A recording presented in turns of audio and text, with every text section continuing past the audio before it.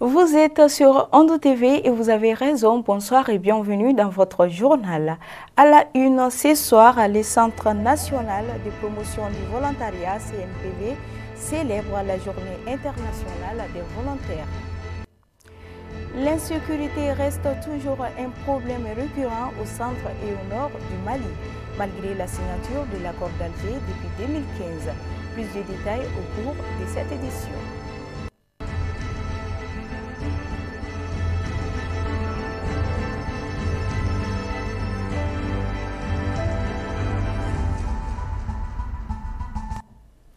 Mesdames et messieurs, bonsoir et bienvenue. Comme annoncé dans les titres, ensemble c'est possible grâce au volontariat.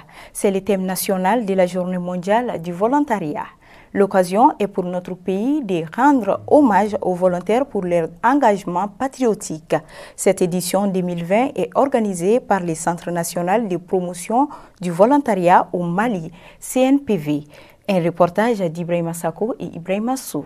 Plus de 42 000 volontaires nationaux à faire un don de soi pour la cause de la patrie à travers le Centre national de promotion du volontariat CNPV. Cette journée est l'occasion de montrer que les volontaires jouent un rôle essentiel en temps de crise partout dans le monde, malgré les risques en matière de sécurité auxquels ils sont confrontés. Vous avez vu que depuis que cette pandémie s'est répandue au Mali, ce sont les volontaires qui sont sur le terrain. La plupart de ces volontaires, ce sont des jeunes volontaires qui ont sillonné l'ensemble du Mali, des cofonds du Mali, souvent de leurs propres moyens. Ces efforts patriotiques et sociaux de ces hommes et femmes volontaires est salutaire pour le ministre de la Jeunesse et des Sports, de son engagement aux côtés des volontaires à poursuivre la lutte contre la Covid-19.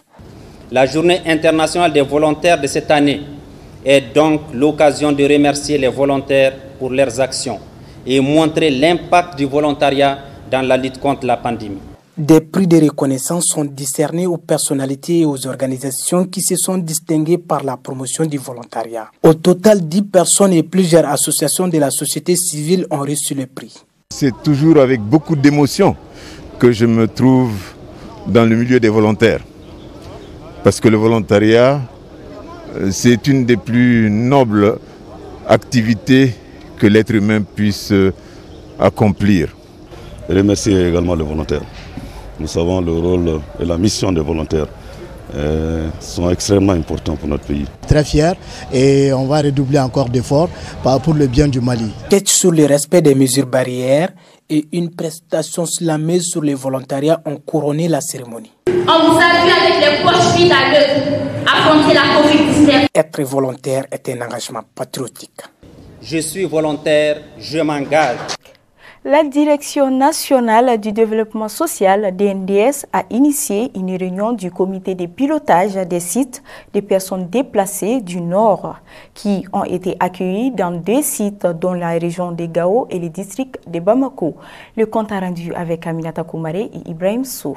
Le Mali depuis 8 ans souffre d'une crise sécuritaire aiguë. Cette situation a poussé beaucoup de nos compatriotes à quitter leur lieu de vie habituel. Suite à ces nombreux déplacements, le comité de pilotage a créé 2 sites pour les accueillir et les mettre dans les bonnes conditions, en attendant de trouver une solution pour qu'ils puissent retourner dans les localités originaires. L'objet de cette réunion, comme vous le savez, notre pays traverse depuis 2012 une crise sécuritaire qui a provoqué une situation humanitaire sans précédent.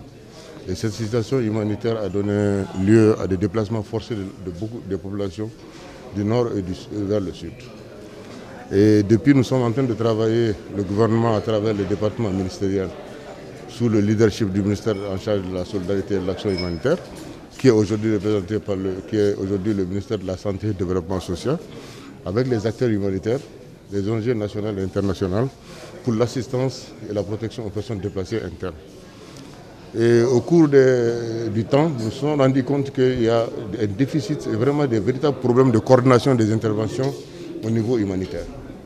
Nous avons réfléchi avec notre partenaire du système des Nations Unies, qui est un acteur humanitaire, qui est le HCR, pour voir comment est-ce qu'on peut asseoir une plateforme qui va regrouper l'ensemble des acteurs, l'ensemble des intervenants dans le domaine humanitaire, pour mettre en place un dispositif dans lequel tout le monde va se concerter. Nous allons avoir des réunions périodiques. Et pour le choix, nous avons choisi d'abord la région de Gao, la région de Mopti et le district de Bamako. L'État et les acteurs sociaux doivent jouer un rôle primordial pour aider les personnes déplacées, qui avant tout sont nos compatriotes.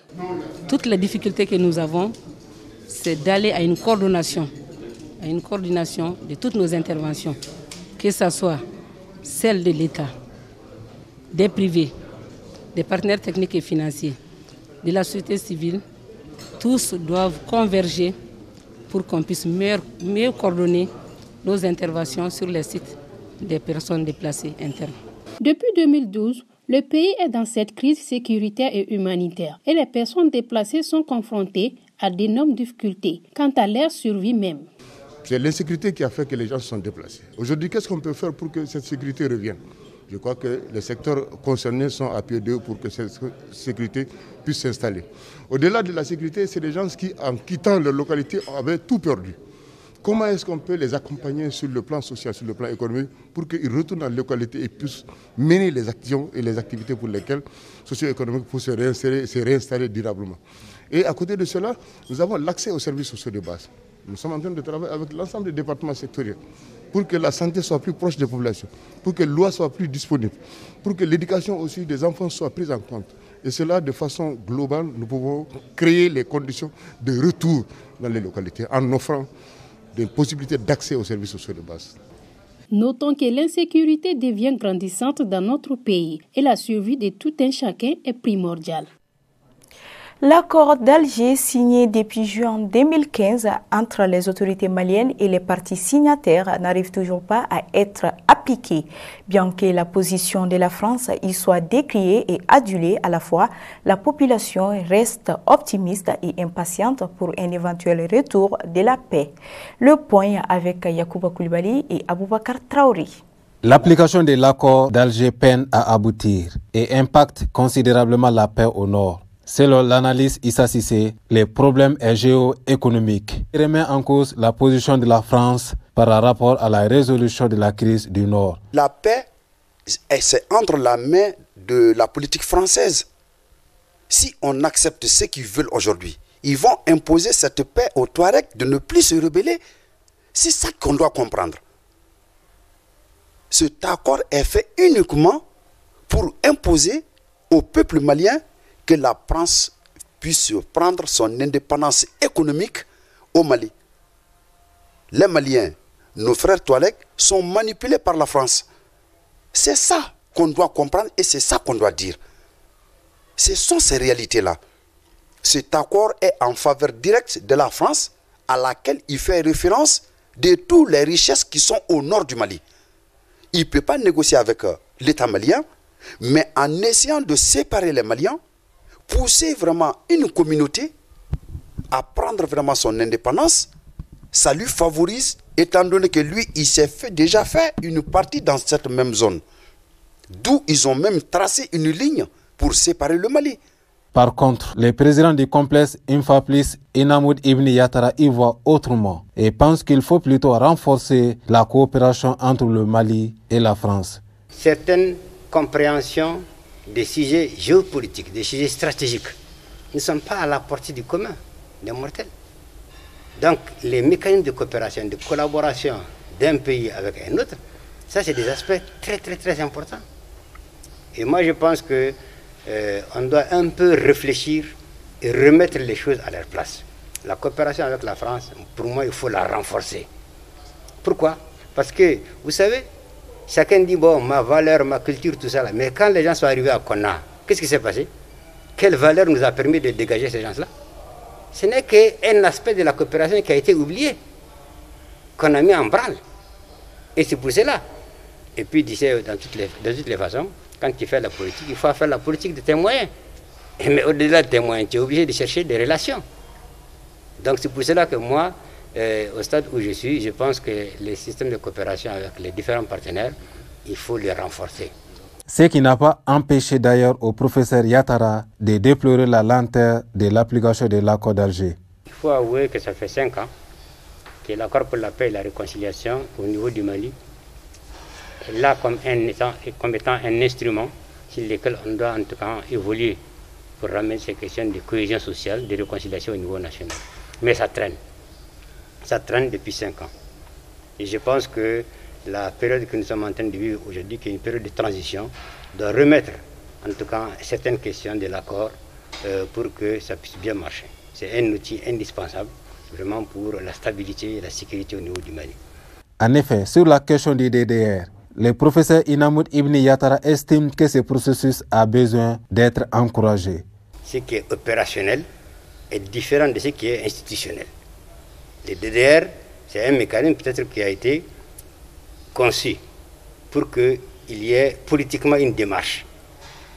Mais dans la pratique, les gens ne se retrouvent pas souvent là-dedans. Les gens ne se retrouvent pas de façon inclusive, même si cela est. Ceux qui veulent, par exemple, intégrer, sans pour autant savoir quels sont les enjeux et les défis. Mais à un moment donné, il faut réfléchir. Donc cette cohésion-là, que nous sommes en train de chercher en tant que politique, elle a besoin d'être accompagnée par une explication. Il faut expliquer. Tant qu'on n'explique pas, on aura toujours des problèmes. Vigilance et collaboration restent des mises au sein de la population pour le retour définitif de la paix. Dans la société malienne, les conseillères nuptiales, appelées Manyambara en langue nationale, sont des femmes spécialisées dans l'éducation et l'orientation des jeunes mariés sur les principes du mariage. Cette pratique traditionnelle de nos jours perd de plus en plus son sens. Pour en savoir plus, suivons ces reportages de Ramatou Haïdara et Aboubakar Traouri. La fonction de Mayambaga est exercée par une femme qui joue le rôle de la conseillère conjugale, surtout pour la jeune fille qui fait son entrée dans la chambre nuptiale.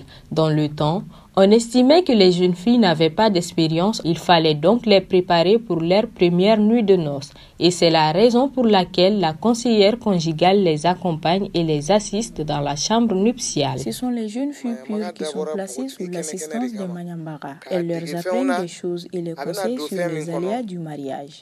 Avant, dès l'approche du mariage, les filles commencent à maigrir à cause du stress car le mariage n'est pas une chose facile. La Manyambara lui donne alors des soupes pendant 3 jours afin de mieux la préparer pour sa nuit de noces. Elle lui prépare aussi des bouteilles et des infusions d'arbres accompagnées de nombreux conseils. Ce qu'elle doit faire, ce qu'elle ne doit pas faire, comment elle doit se comporter dans sa belle famille, ainsi que sa chambre nuptiale. La nouvelle mariée doit apprendre tout ceci. Mais si la jeune fille connaît déjà tout et qu'elle a même plus d'expérience que la conseillère elle-même, de nos jours, les Mayambara même craignent les jeunes filles de maintenant. Auparavant, ce métier était exercé par la classe de caste, mais de nos jours, cette tradition a perdu tout son sens.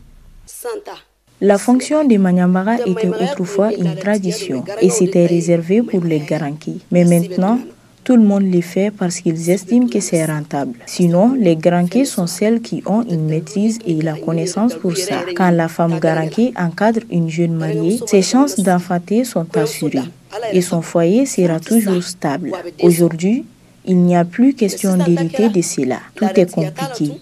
Rien ne marche comme avant. La conseillère conjugale appelée Mayambaga joue un rôle capital dans l'instruction matrimoniale et contribue ainsi à la stabilité du foyer. C'est ce qui nous mène à l'actualité internationale en bref et en images.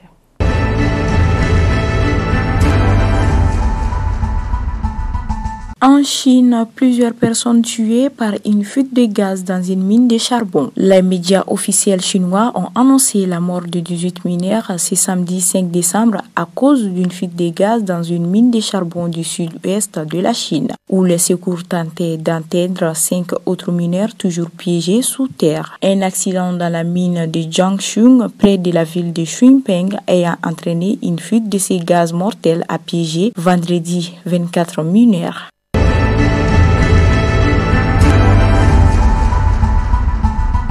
En Iran, 3 hommes condamnés à mort pour les émeutes vont être réjugés. Après une suspension du verdict annoncé en juillet dernier, la Cour suprême d'Iran a annoncé ce samedi un nouveau procès pour les 3 hommes condamnés à la peine de mort pour avoir participé aux émeutes meurtrières de novembre 2019. L'autorité judiciaire avait annoncé en juillet la suspension du verdict à l'encontre des 3 accusés, après que sa confirmation par la Cour suprême quelques jours plus tôt eut provoqué une vague d'indignation en Iran et dans le monde.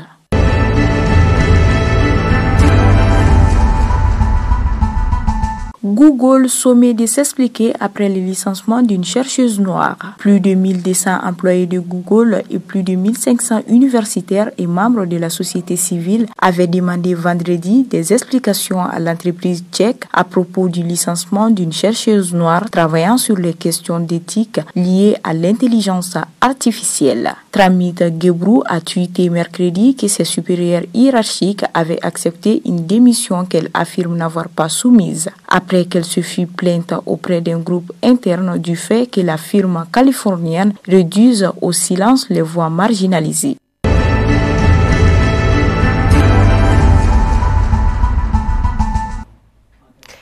Ainsi s'achève ce journal. Merci à vous de l'avoir suivi.